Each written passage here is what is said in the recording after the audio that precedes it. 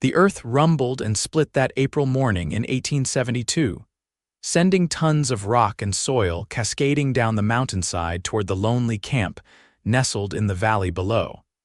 A camp where Virginia Zamora slept unaware of the death rushing toward her.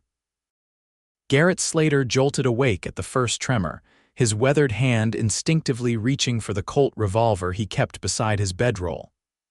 The 32-year-old cowboy had been sleeping under the stars about a half-mile from the valley, his horse tethered nearby. Something felt wrong. The ground beneath him vibrated like a living thing, and the night sky had just begun giving way to the pink fingers of dawn when he heard it a sound like distant thunder, but continuous and growing louder. "Sweet Jesus," he muttered, scrambling to his feet as he realized what was happening. The entire eastern face of the mountain was moving, a great dark mass illuminated by the first rays of sunlight. Garrett watched in horror as the landslide picked up speed, heading directly for the small camp he'd spotted yesterday while riding through. He hadn't stopped to introduce himself, not wanting to disturb the lone woman he'd glimpsed tending a small fire. He'd planned to ride down this morning, perhaps offer assistance if she needed any. Now he feared he might be too late. Without hesitation, Garrett untethered his horse, leapt into the saddle, and spurred the animal toward the valley, racing against the roaring tide of earth. But even on horseback, he couldn't outpace nature's fury. By the time he reached the edge of the devastation, the dust was still rising in great clouds, and where the camp had been was nothing but a churned mass of soil, rock, and uprooted trees. "Hello," he shouted, dismounting and tying his horse to a surviving tree. "Can anyone hear me?" Silence answered him, broken only by the settling of displaced earth and the distant call of a crow. Garrett surveyed the scene with growing dread. The landslide had buried everything: the small tent he'd spotted yesterday, the fire ring, all of it gone beneath yards of dirt and stone. "There ain't no way," he whispered to himself, removing his hat and running a hand through his sandy brown hair. But even as the thought formed, Garrett knew he couldn't just ride away. Someone was down there. Someone needed help. He began at what he judged to be the edge of where the camp had stood, using his hands at first, then retrieving a small folding shovel from his saddlebag. The work was grueling, the soil heavy with moisture from recent spring rains. The sun climbed higher, beating down on his back as he dug, moving from one spot to another when his efforts yielded nothing. Hours passed. Garrett's hands blistered and bled. He removed his shirt, using it to wipe the sweat from his face before continuing to dig. Just as he was beginning to lose hope, his shovel struck something solid, not rock, but canvas. The tent. With renewed energy, he dropped to his knees, using his hands to clear away dirt from what appeared to be the upper portion of the buried shelter. It had collapsed inward but hadn't been completely crushed by the weight of the slide. There might still be an air pocket, he realized. Someone might still be alive. "Hello," he called, pressing his ear to the partially exposed canvas. "Anyone in there?" At first, nothing. Then so faint he thought he might have imagined it a muffled sound. "I'm going to get you out," he shouted, digging with fresh determination. "Just hold on." It took another 40 minutes of careful excavation before he created an opening large enough to peer inside. The interior was dark, but he could make out a shape: a person lying still beneath blankets and debris. Garrett tore at the canvas, widening the hole until he could reach in and grasp what felt like an arm. Gently he pulled, extracting the body from the ruined tent. It was the woman he'd glimpsed yesterday, unconscious but alive, her chest rising and falling with shallow breaths. Dirt streaked her face and tangled in her long black hair, but even through the grime, Garrett could see she was beautiful.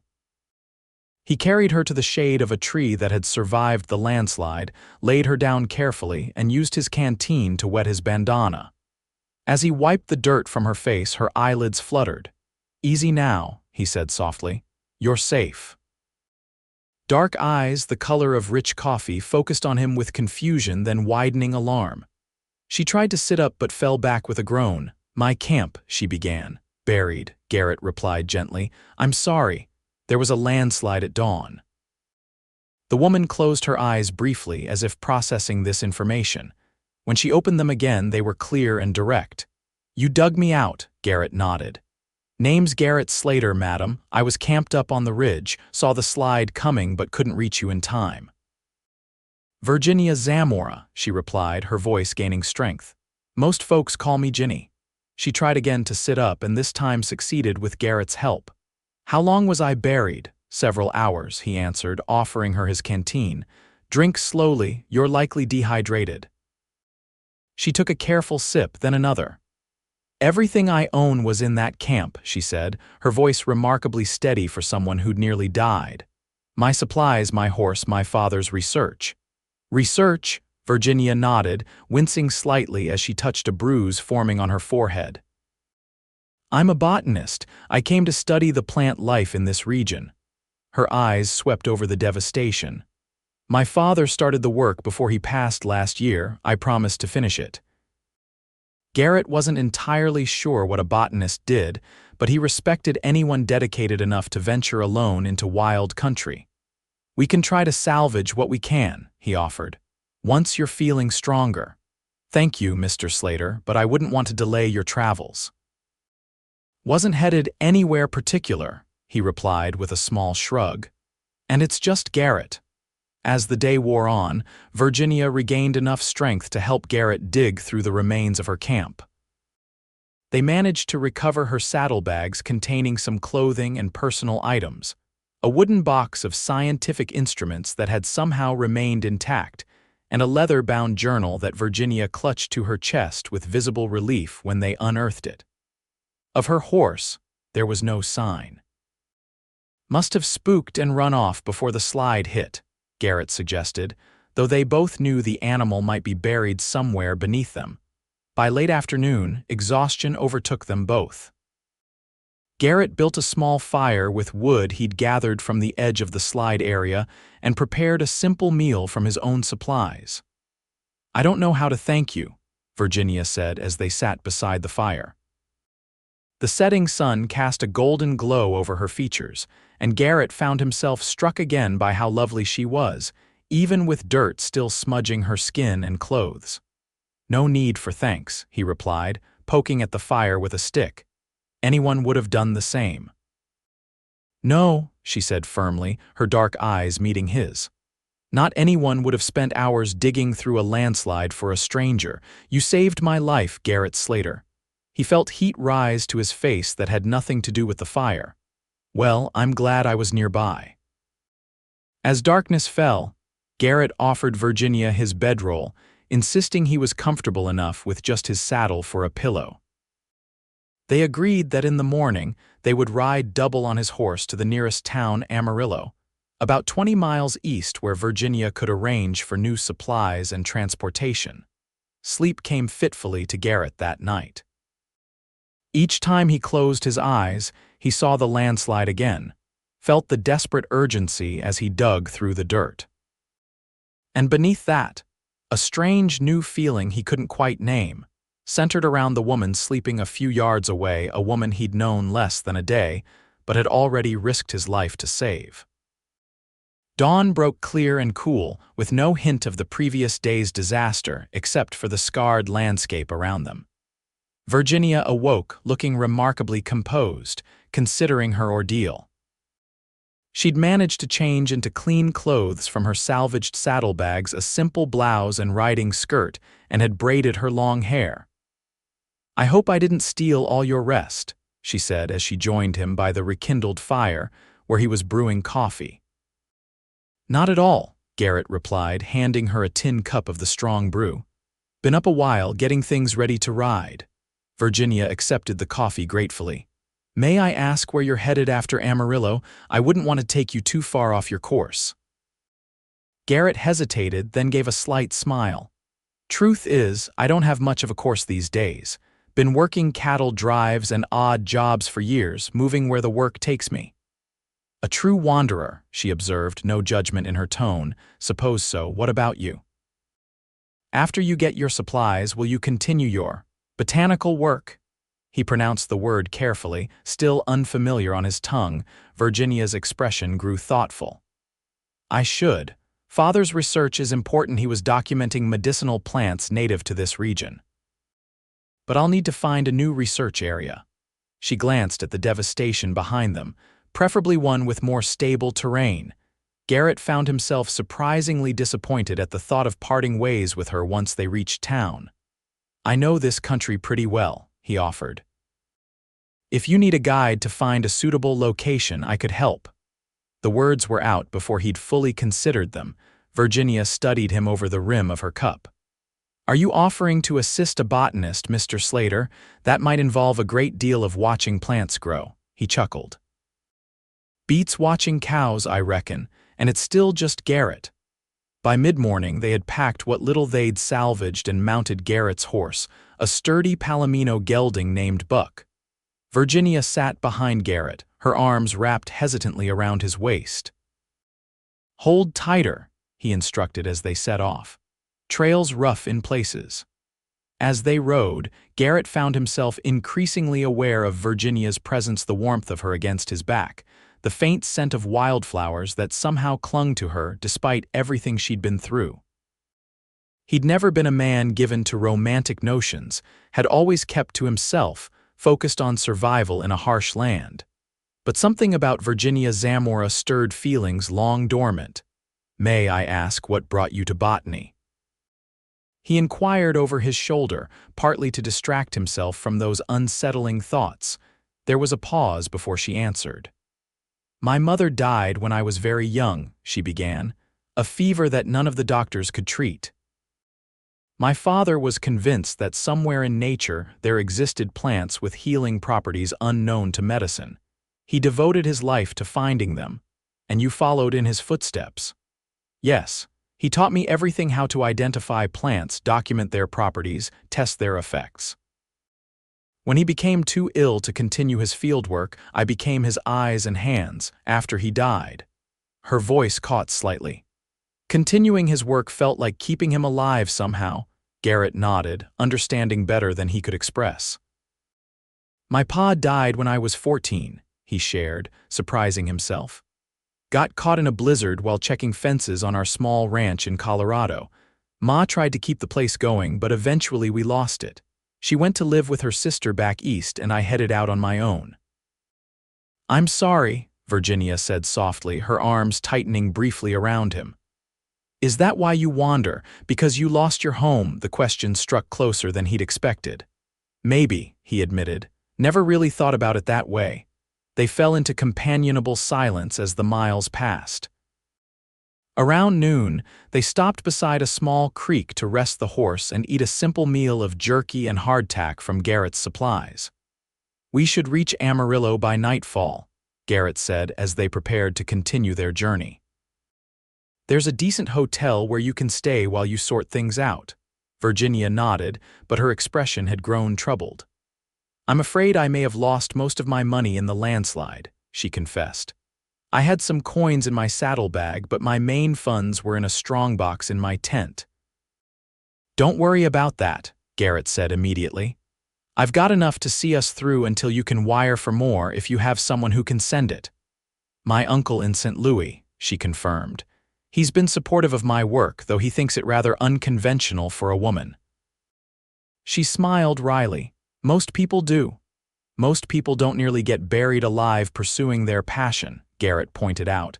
Takes a special kind of courage. Virginia looked at him with surprise, as if not accustomed to having her choices validated. Thank you, she said simply. They reached Amarillo as dusk was settling over the plains. The town had grown considerably in recent years, boasting several streets of businesses, a railway station, and the promised hotel, a 2-story building with actual glass windows and a painted sign declaring it the Amarillo House. Garrett secured a room for Virginia and insisted on paying for it, despite her protests. Consider it an investment in botanical research, he said with a smile. Besides, I prefer camping under the stars anyway. At least join me for dinner, she countered. I saw a cafe across the street. The cafe was modest but clean, with checked tablecloths and a motherly proprietress who clucked sympathetically when Virginia briefly explained their situation. She brought them hearty plates of beef stew and fresh bread, refusing to accept payment when Garrett reached for his wallet. "Any man who dig a woman out from under a mountain of dirt deserves a free meal in my book," she declared before bustling back to the kitchen. Virginia smiled across the table at him. "It seems you're something of a hero, Garrett." He shifted uncomfortably. "Just did what needed doing." "Well, I've been thinking about your offer," she said, changing the subject. "To help me find a new research area, if you were serious, I'd be grateful for your guidance." Garrett felt an unexpected surge of pleasure. I was serious. "I know a few places that might suit your needs, areas with diverse plant life, clean water, safer terrain. And would you help me set up a proper camp?" There was a hesitance in her question, as if she feared overstepping. "I could," he replied carefully. "For a time at least." "Until you're settled?" Virginia's smile widened. "Then I accept your offer, Mr. Slater. It seems fate has made us partners, at least temporarily." Partners. The word echoed in Garrett's mind as they finished their meal and he walked her back to the hotel. It had been years since he'd been anything but a solitary figure passing through other people's lives. The prospect of staying in one place, of having a purpose beyond the next job or payday, was both appealing and terrifying. "I'll see you in the morning," he said as they reached the hotel entrance. "We can visit the general store, get you outfitted again." "Good night, Garrett," Virginia replied softly, "and thank you for everything." He watched her disappear into the hotel before making his way to the livery stable where he'd arranged to keep his horse. The stable had a small room for overnight guests, little more than a cot and a washstand, but it would do. As he laid down, Garrett realized he was looking forward to tomorrow with an eagerness he hadn't felt in years. Morning found them at Amarillo's general store, where Virginia carefully selected new camping equipment, clothing, and supplies. She'd successfully wired her uncle for funds, which had arrived with surprising promptness, along with a concerned letter inquiring after her well-being. "Uncle Thomas would prefer I return to St. Louis and pursue more ladylike interests," she explained as they loaded their purchases onto a packhorse Garrett had acquired. "But he understands how important my father's work was to me." "And you've got a new horse," Garrett observed, nodding toward the bay mare tethered nearby. "Looks like a fine animal." The livery owner was very fair, Virginia agreed. "She's not as seasoned as my lost horse, but she seems gentle enough." By midday, they were ready to depart. Garrett had suggested a location about 2 days' ride southwest of Amarillo, a sheltered valley with a reliable spring, diverse vegetation, and solid rock formations that posed little risk of landslides. As they rode side by side out of town, Virginia in her new riding clothes and wide-brimmed hat, Garrett found himself studying her profile. The bruise on her forehead had faded to a yellowish smudge, and her complexion had regained its natural olive tone. She sat tall in the saddle, her posture revealing an experienced rider despite her scholarly pursuits. "Something wrong?" she asked, catching his gaze. "No," he replied quickly. "Just thinking you look more prepared for the trail than most seasoned cowboys I've known." She laughed, a clear, bright sound that made him want to hear it again. "My father believed firmly that a botanist should be as hardy as the plants they study. He taught me to ride almost before I could walk." Their journey took them across the rolling plains of the Texas Panhandle, through stretches of tall grass that rippled like golden waves in the spring breeze. Virginia frequently stopped to examine plants that caught her interest, making notes in her leather journal and occasionally collecting specimens that she carefully pressed between its pages. Garrett found himself increasingly fascinated by her work. Virginia possessed an encyclopedic knowledge of plant life, identifying species by their Latin names and explaining their properties with obvious passion. What might have seemed tedious to him weeks ago now held his attention completely, though he suspected that had as much to do with the teacher as the subject. They made camp that evening beside a small stream. As Virginia prepared a surprisingly tasty meal from their supplies, Garrett built a sturdy fire and secured the horses. "You know," he said as they ate, "I've been riding these lands for years and never really looked at what was growing beneath my horse's hooves." "You've got a way of making a man see things differently." Virginia glanced up from her plate, her expression pleased.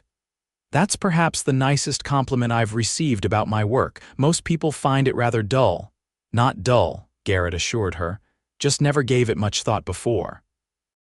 "And what did you give thought to in all your wandering years?" she asked, setting aside her empty plate. Garrett considered the question. "Survival, mostly, where the next job would come from, whether the weather would hold." He poked at the fire with a stick. "Didn't leave much room for noticing things like beauty."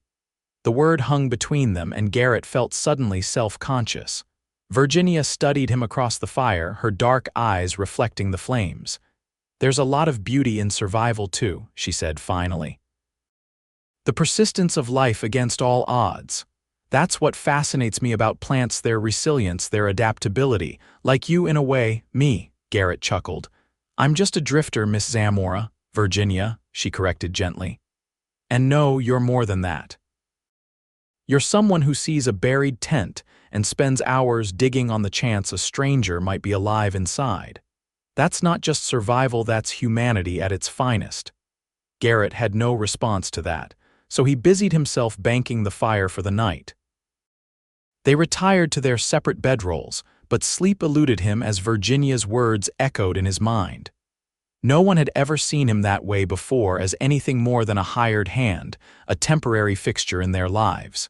It was unsettling, yet somehow affirming. The next day's journey took them into increasingly varied terrain, with rocky outcroppings giving way to patches of scattered woodland.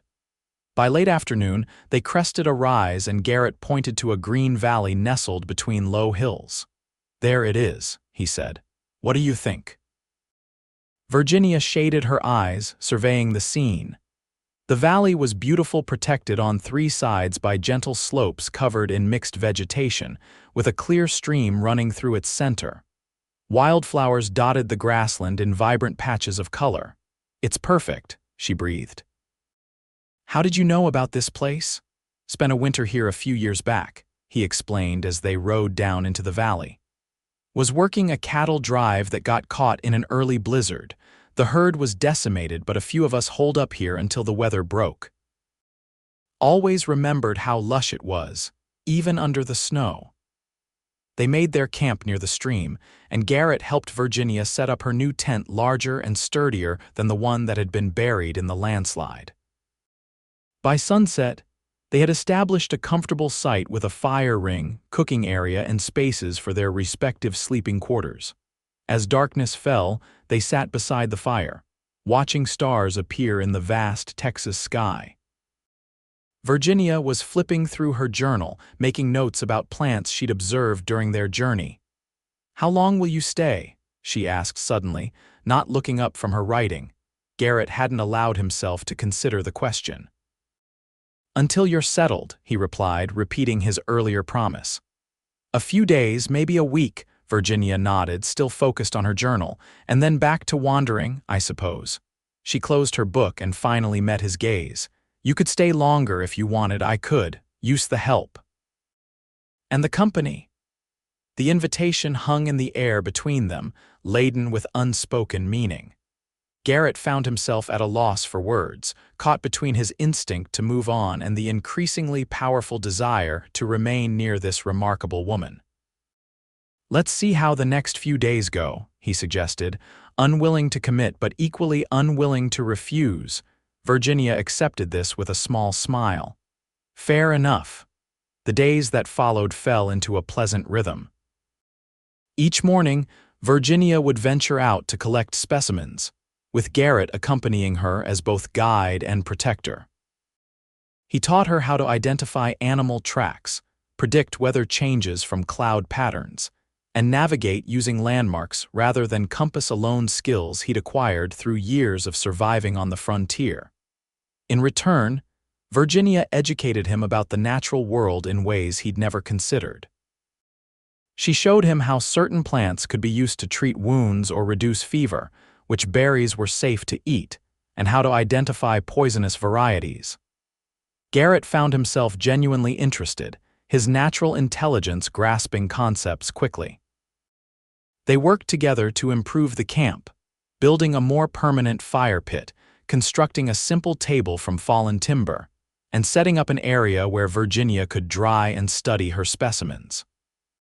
In the evenings, they shared meals and conversation, gradually revealing more of themselves to each other.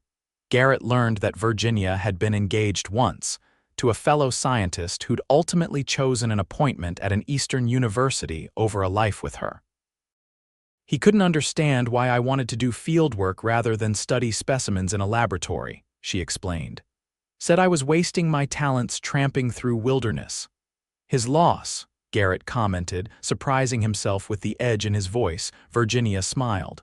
"What about you?" "Ever come close to settling down?" "Once," he admitted.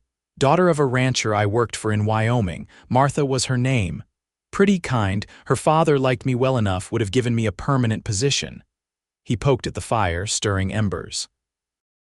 "But the thought of staying in one place, bound to the same piece of land year after year, I couldn't do it." "And now," Virginia asked softly, "do you ever tire of wandering?" Garrett looked up at her, at this woman who'd somehow begun to matter to him more than anyone had in years. "Beginning to," he said honestly. As April gave way to May, wildflowers carpeted the valley in spectacular displays that delighted Virginia. She spent hours documenting different species, creating detailed drawings in her journal alongside her notes. Garrett found reasons to extend his stay. Game needed hunting. The camp required further improvements, potential storms threatened. But the truth, which he was reluctantly beginning to acknowledge to himself, was that he didn't want to leave. For the first time in his adult life, Garrett Slater had found someone that made him want to plant roots. The realization struck him fully one evening as he watched Virginia prepare dinner. She hummed softly to herself, her movements graceful and sure as she chopped wild onions to add to the rabbit stew. Sunlight slanted through the trees, catching in her dark hair and illuminating her profile. Garrett felt a sudden, overwhelming certainty. He loved her. The thought should have terrified him. Instead, it settled in his chest like a weight being lifted, as if he'd finally recognized something his heart had known since the moment he pulled her from the buried tent. "Virginia," he said, her name feeling different on his tongue now. She looked up, a smile forming automatically. "Yes, but the words wouldn't come, not yet." "That smells mighty good," he said instead, her smile widened. "It'll be ready soon. Would you mind fetching more water?" Garrett nodded and took the bucket to the stream, his mind racing. How did a man like him, rootless, rough around the edges, with little to offer beyond his strength and loyalty, tell a woman like Virginia Zamora that she had become the center of his world? The opportunity presented itself the following day. They had ridden to a meadow about a mile from camp, where Virginia had spotted a particular flowering plant she wanted to document. As she sketched it in her journal, a spring storm blew in with startling speed, dark clouds rolling over the hills and bringing with them a sudden, drenching rain. "We need shelter," Garrett shouted over the downpour, grabbing Virginia's hand and pulling her toward a stand of trees at the meadow's edge. They ran through the increasingly muddy ground, reaching the trees just as lightning cracked across the sky. "There," Garrett pointed to a small overhang formed by a fallen tree leaning against a boulder. They ducked beneath it, the space tight but dry enough to provide relief from the worst of the storm. Virginia was laughing, her hair plastered to her face, clothes soaked through. "That came from nowhere. Spring storms in these parts can surprise you," Garrett agreed, removing his hat and shaking water from the brim. They were pressed close in the small shelter, their shoulders touching. Garrett became acutely aware of her proximity, of the rise and fall of her breath, the droplets of rain clinging to her eyelashes. Virginia's laughter faded as she met his gaze, something shifting in her expression. "Garrett," she said softly, her voice barely audible above the rain. "I've been thinking." "So have I," he interrupted, gathering his courage. "Virginia, I know I'm not the sort of man you probably pictured for yourself. I don't have much to offer except who I am. But these past weeks have been the best of my life, and the thought of riding away from you feels like riding away from everything that matters." Her eyes widened, lips parting slightly in surprise. "I love you," he continued, the words falling easier now that he'd begun. "And if you'd consider it, I'd like to stay, not just for a while, but permanently." For a moment, only the sound of rain filled the silence between them. Then Virginia reached up, her cool hand coming to rest against his cheek. "I was hoping you'd say that," she whispered. "Because I've fallen in love with you too, Garrett Slater. My cowboy who dug through dirt to find me." He leaned forward, hesitant despite her words, and kissed her gently. Virginia responded immediately, her arms coming around his neck as she pressed closer. The kiss deepened, years of solitude and longing melting away as they found in each other something neither had expected to discover in that remote Texas valley. When they finally broke apart, both breathless, Garrett rested his forehead against hers. "I don't know exactly what this means for us," he admitted. "I've never been good at planning for the future." Virginia smiled, her fingers tracing the line of his jaw. "It means we figure it out together. My work can continue anywhere there are plants to study, and you. I've got skills enough to make a living wherever we decide to settle," he said. "Ranching, hunting, building, been doing a bit of everything for years." "Then perhaps we should consider establishing a more permanent base than my tent," Virginia suggested, her practical nature asserting itself even in this emotional moment. "Amarillo is growing, and my research could benefit from proximity to a town where I could send correspondence to scientific journals." Garrett nodded, already envisioning possibilities. "There's good land available outside town, enough for a small ranch maybe. A place where you could establish a proper garden for your botanical studies." "Our place," Virginia said softly, testing the words. "Our place," he agreed, kissing her again as the rain continued to fall around their shelter. They remained beneath the overhang until the storm passed, planning their future in excited exchanges.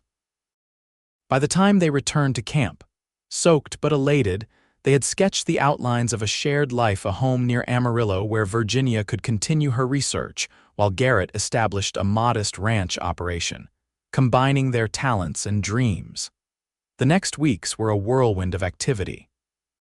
They packed up the camp and returned to Amarillo, where Virginia sent telegrams to her uncle explaining her plans. Garrett, drawing on savings he'd accumulated through years of frugal living, secured a promising piece of land 5 miles outside town, 50 acres with a small but sound cabin, a natural spring, and good grazing potential. Virginia's uncle responded with cautious support and a generous wedding gift of additional funds, which they used to purchase cattle, supplies, and materials to expand the cabin. They were married in Amarillo's small church on a bright June morning, with few in attendance but their hearts full of certainty. The cabin became their first home together, its single room serving as living quarters, kitchen, and Virginia's laboratory. Garrett immediately began construction on an addition, a proper bedroom, and a dedicated space for Virginia's botanical work. He proved as skilled with a hammer and saw as he was with a lasso, drawing on experience gained through various jobs over his wandering years.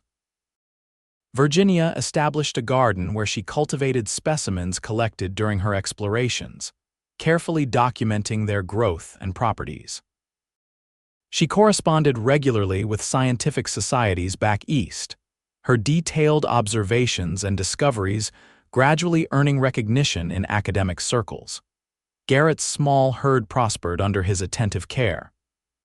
He hired 2 local boys to help with the ranching operations, teaching them the skills he'd learned through years on cattle drives. The Slater Ranch, modest though it was, gained a reputation for quality stock and fair dealing.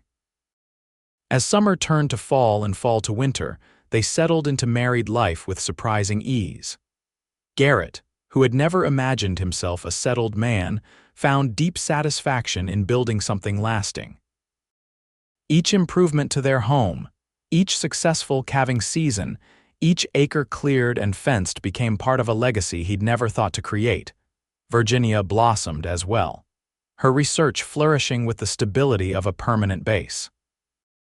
When the scientific journal Natural History published her extensive study on medicinal plants of the Texas Panhandle, citing it as groundbreaking work in the field, Garrett's pride knew no bounds. He might not understand all the Latin names and technical terms, but he recognized the importance of her contributions. "You're changing the way people think about these plants," he told her one evening as they sat on the porch he'd built that summer, watching the sunset paint the prairie in gold and crimson. "Your father would be mighty proud." Virginia leaned against his shoulder, her hand finding his. "I think he would be proud of us both, this life we've built together." Garrett squeezed her hand, still marveling at how completely his existence had transformed in less than a year. From a drifter with no connections to a husband, rancher, and partner in scientific discovery, all because he'd followed his instincts that April morning and dug through dirt when most men would have ridden away. Their first wedding anniversary arrived with another significant change. Virginia was expecting a child. The news filled Garrett with equal measures of joy and trepidation. His own father had been a distant figure, focused on the hardscrabble work of keeping their small ranch afloat. Garrett was determined to be different present, engaged, a father his child could depend on.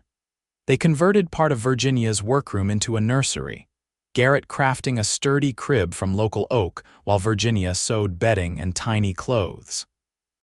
The community around them, with whom they'd gradually formed connections, rallied with gifts and advice. "Never thought I'd see the day Garrett Slater turned family man," remarked Tom Peterson, the owner of Amarillo's General Store, as he helped Garrett load supplies one afternoon. "You used to ride through town like you had the devil at your heels." "Found something worth stopping for," Garrett replied simply. Their son, Thomas Gabriel Slater, was born on a crisp October morning in 1873. He had Virginia's dark eyes and Garrett's strong jaw, a perfect blend of his parents that left them both awestruck. "He's beautiful," Garrett whispered, cradling the tiny bundle with hands that seemed too large and rough for such a delicate task. "Perfect." Virginia watched them from the bed, exhausted but radiant. "He'll grow up knowing both plants and cattle," she predicted with a smile.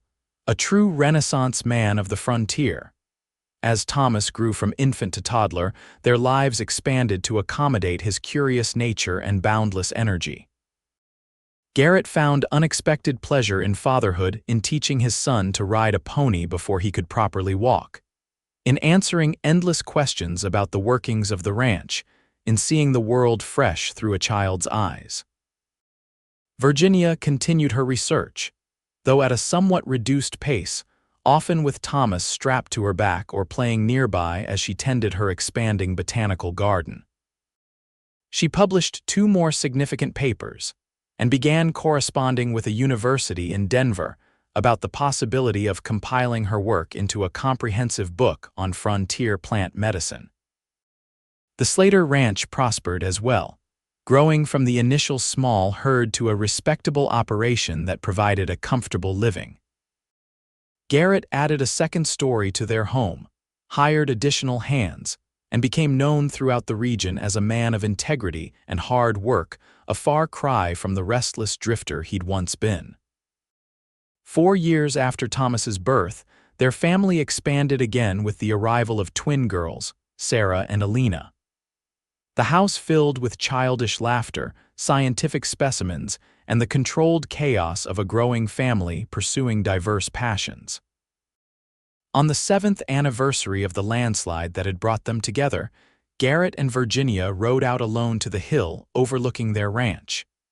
The spring day was clear and warm, wildflowers nodding in the gentle breeze.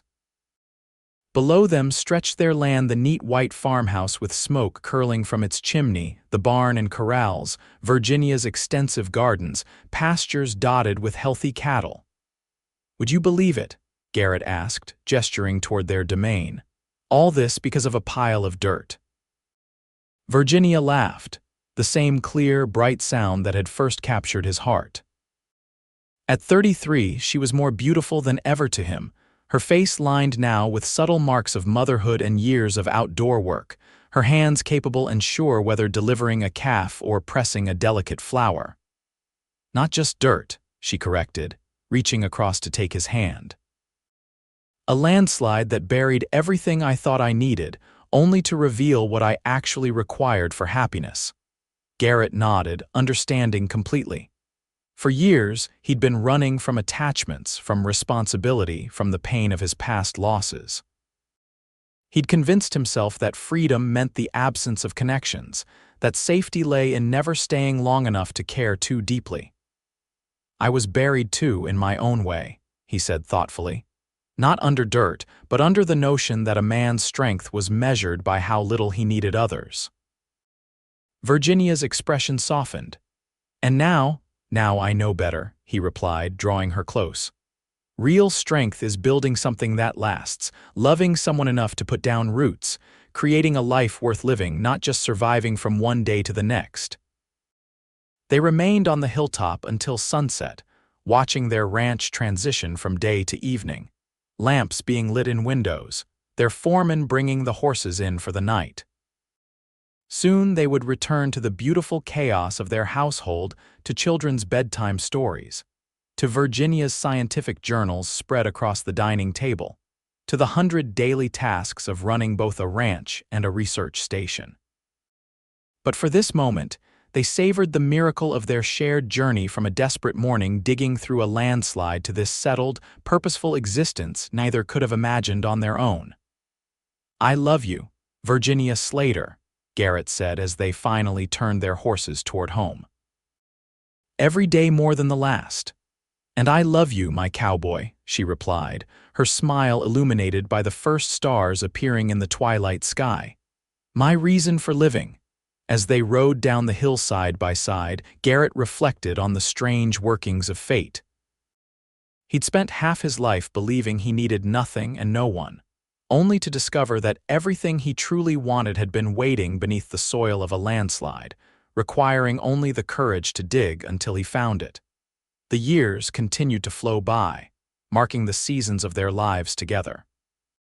Thomas grew into a thoughtful young man who combined his father's practical skills with his mother's scientific mind, eventually studying medicine at a university in Denver.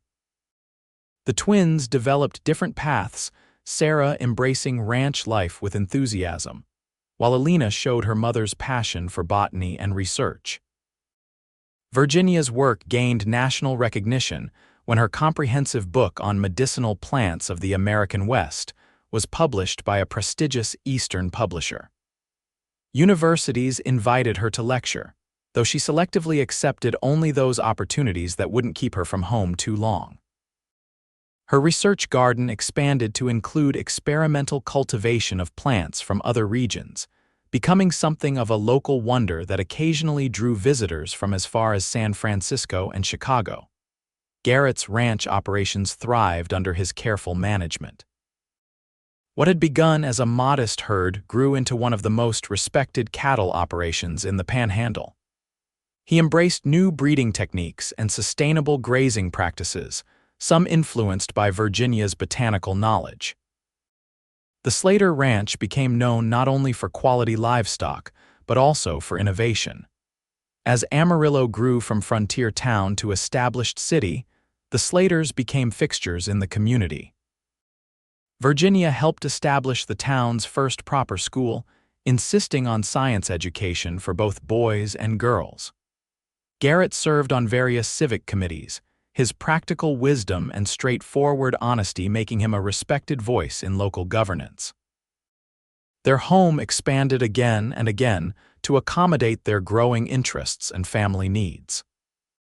The original cabin remained at its heart, though now surrounded by additions: Virginia's laboratory and library, larger bedrooms for the children, a proper dining room where they hosted gatherings of friends, neighbors, and occasionally visiting scientists or cattlemen. Through it all, through the inevitable challenges of frontier life: droughts, blizzards, economic downturns, illnesses, they remained each other's foundation. The love that had begun in the aftermath of disaster deepened with each passing year, tempered by shared struggles and joys. On their 25th wedding anniversary, their children organized a celebration that brought together the diverse strands of their lives: ranchers and cowboys, scientists and educators, friends old and new. Thomas returned from Denver with his wife and young son. Sarah, who had married a neighboring rancher, arrived with her husband and twin boys. Elena, recently returned from studying botany at an Eastern college, compiled a special album documenting her mother's scientific contributions. As evening fell and lanterns illuminated the yard where tables had been set up for the festivities, Garrett found a moment alone with Virginia. At 57, his sandy hair had turned silver, and years of outdoor work had weathered his face, but his eyes remained clear and direct when they looked at his wife. "Did I ever tell you," he asked, taking her hand as they stood slightly apart from the celebration, "that when I first saw the landslide coming toward your camp, I thought I was witnessing the end of something, not the beginning?" Virginia squeezed his fingers, her own hands now showing the elegant signs of age and work. "Life has a way of surprising us," she replied. "Sometimes what looks like disaster contains unexpected gifts." "The best gift I ever dug for," Garrett agreed, bringing her hand to his lips. Around them, their legacy flourished in their children and grandchildren, in the prosperous ranch, in Virginia's contributions to botanical knowledge, in the community they'd helped build. All of it tracing back to that April morning in 1872, when the earth had shifted, burying a solitary camp and uncovering two hearts ready to find each other.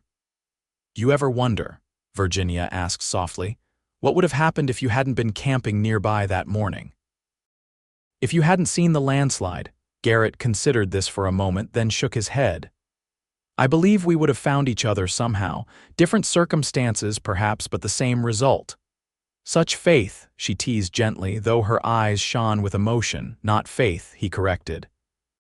"Experience. 25 years of evidence that we were meant to build this life together." As they rejoined their anniversary celebration, surrounded by the fruits of their shared journey, Garrett reflected on how completely his understanding of home had transformed. Once, he'd thought freedom meant the absence of attachments. Now he knew true freedom came from having firm foundations: a place to belong, people to love, purpose to fulfill. The wandering cowboy had found his reason to stay. The botanist had found fertile ground for both her research and her heart. Together, they had created something neither could have imagined alone: a life as diverse and thriving as Virginia's garden, as solid and enduring as Garrett's ranch. And it had all begun with a landslide at dawn, and the courage to dig through dirt until treasure was found.